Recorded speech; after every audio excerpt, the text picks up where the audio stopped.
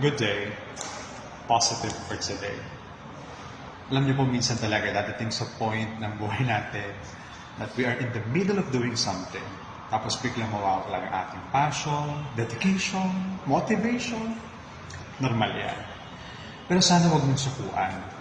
Just take a moment. A brief period of time to be alone, to be silent, to listen, to share stories. Kasi dahil doon, may dalawang bagay na mangyayari. It's either na mapanibago yung iyong ginagawa, yung perspektibo, mabalikan kung bakit mo sinimulan, makita kung kanino inaalay at para kanino ito. Or, mabago yung perspektibo. Mabago yung pananaw, mabago yung pangarap para sa output ng ginagawa. Kaya huwag mo munang lunurin yung sarili mo sa pagtapos ng isang proyekto kung nawala na yung passion, determination, inspiration, kasi definitely you will get a shallow output.